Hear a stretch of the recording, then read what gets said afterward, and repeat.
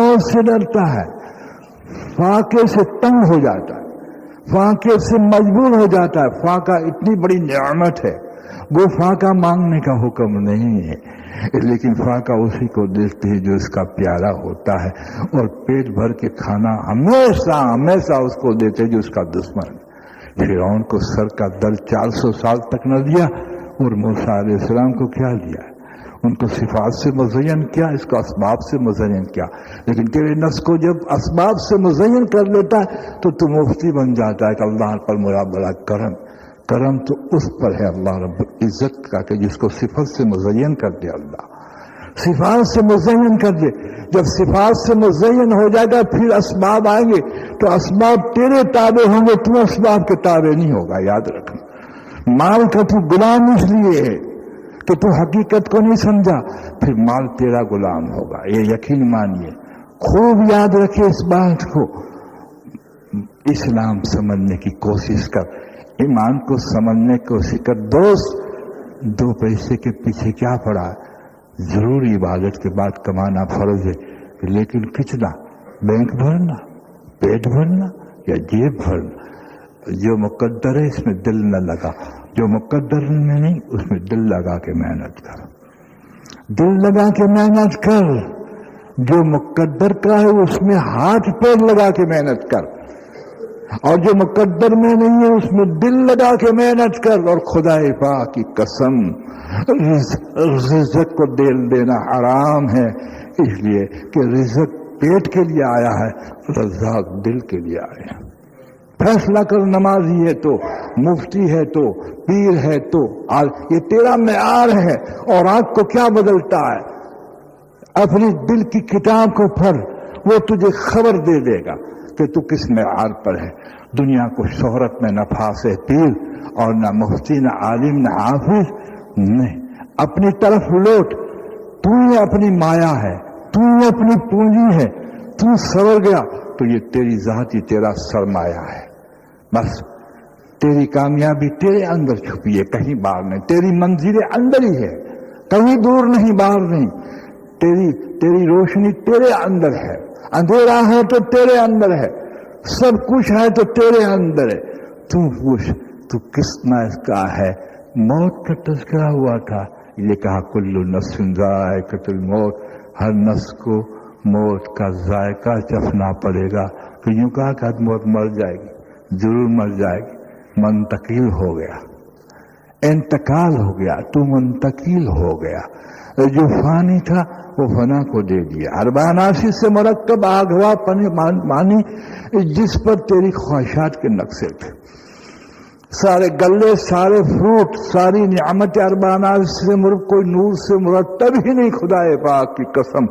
اس لیے جو نور سے مرتب نہیں وہ ضابطہ ہی نہیں کہ بریانی کھانا فرض ہے یا حلوہ کھانا سنت ہے۔ خدا پاک کی قسم، اربع عناصر سے جو خاکہ مرتب ہے اس کا کوئی ضابطہ نہیں، اس کا کوئی مقام نہیں۔ مقام امر الہی کا ہے، حبیب پاک کی سنتوں کا ہے، یہ نور ہے، اس کا ضابطہ ہے۔ رزق کماتا ہے تو حکم کو نہ توڑ، حضور کے طریق کو نہ توڑ۔ رزق پیٹ میں جائے گا، پیخانہ بن جائے گا، حکم نہیں ٹوٹا ہوگا، حضور کا طریقہ نہیں چھوٹا ہوگا، نور بن کے قلب میں چڑھ جائے گا، روح میں چڑھ جائے گا۔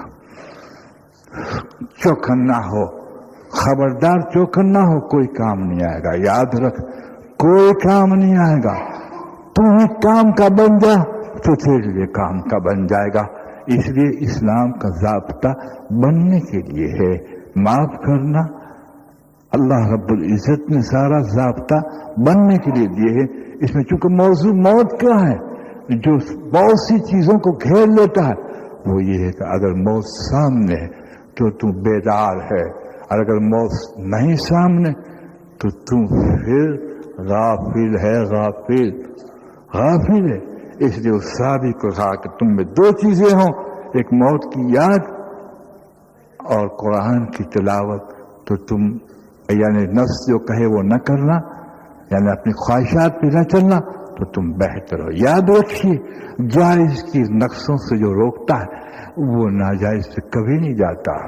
جو مکروہ سے نہیں بچتا وہ مکروہ تنظیمے پہ پڑ جائے گا، جو مکروہ تنزیہ سے نہیں بچے گا وہ تحریمی میں پڑ جائے گا، حرام پہ جائے گا.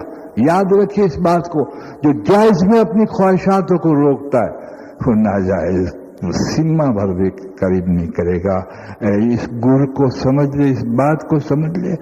شیطان کے پاس حجاب نورانی ہے اور 1,00,000 حجاب نورانی ہے. حجاب نورانی اس کو کہتے کہ دین کو، دیندار کو دین بتا کے گرا دے وے. حجاب ظلمت اس کو کہتے کہ بے دین کو برائی بتا کے گرا دے، زنا کی دعوت دے وے، رشوت کی دے، وہ تو بے دین کے لیے. لیکن دیندار کے سامنے، مولوی کے سامنے مولوی بن کے آوے، پیر کے سامنے پیر بن کے آوے، حافظ کے سامنے حافظ بن کے آوے. اس کے حجاب نورانی کو خوب سمجھ لے.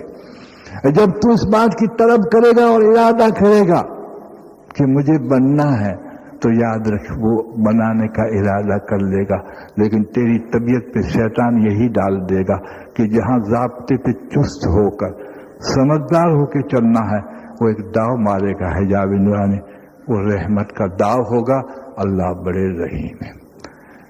رحیم کا استظہار رکنے نہ پائے. یہ بار بار وسوسے سے رحیم کا، جب رحیمی کے تو طبیعت آ جائے گی، یہ بے فکر ہو جائے گا کہ یہ ہر معاملے میں رحیم کا آسرا لے گا. جہاں ڈرنا ہوگا وہاں قہار نہیں لائے گا، وہاں رحیم کو لائے گا. گناہ کر کے قہاری کو لا کے استغفار کرنا ہوتا ہے، ضابطہ سارا بدل دے گا. گناہ کرے گا تو قہاری کو نہیں لائے گا، رحیمی کو لائے گا. یاد رکھنا یہ ہلاکت ہے، یہ قرآن کو بدلنا ہے. گناہ کیا؟ جباری اور قہاری کو لا، ساتھ میں استغفار لا. جب قہاری کو سامنے رکھ کر، موت کو سامنے رکھ کر توبہ کرے گا، رحمت خود بخود متوجہ ہو جائے گی. لیکن اس دور کے اندر تو نے حضرت محمد صلی اللہ علیہ وسلم کو بھنوایا. بڑے نبی ملے ہیں ہماری شفاعت کریں گے. ماشاءاللہ جسے تجھے خود کو پتا ہے کہ شفاعت کریں گے، اللہ والوں کو تو یہ بھی پتا نہیں ہے کہ ایمان پہ خاتمہ ہوگا یا نہیں ہوگا. تجھے تو شفاعت کا بھی پتا ہے، تجھے تو موت کا بھی پتا ہے، ایمان کا بھی پتا ہے. جو پتا نہیں اس میں تو جھوٹ بولتا ہے. اس لیے جو اللہ نے غیب میں رکھا ہے اس کو مشاہدے کے عمل سے درست کر. غیب پر یقین تو اس کو کہتے جو اللہ کی ذات ہے. جی ہاں، جس غیب کے آخرت کے بارے میں کہا، لیکن آخرت کے اعتبار سے اللہ غیب میں نہیں ہے، وہ اپنی شان غیب ہے. اگر یہ سمجھے کہ جیسے جنت غیب ہے ایسے اللہ غیب ہے تو یہ ہم سری ہے. جنت کو خدا کے مقابلے یہ معرفت غلط ہے. اللہ غیب اپنی شان کے اعتبار سے. تو اللہ کو ڈھونڈنا چاہتا ہے تو مشاہدے میں ہر جگہ مل جائے گا. آسمان بھی اس کی گواہی دے گا، تیرا چہرہ بھی گواہی دے گا کہ میں نہیں بنا ہوں، میں نہیں بنا ہوں. ناک میں نے نہیں بنایا، ہاتھ میں نے نہیں بنایا، جسم نہیں بنا. تیرا وجود اللہ کی گواہی دے گا. جب اللہ کی گواہی دے یہ علم ہے تو استظہار آئے گا، تو پھر آئینے پہ تکبر نہیں کرے گا.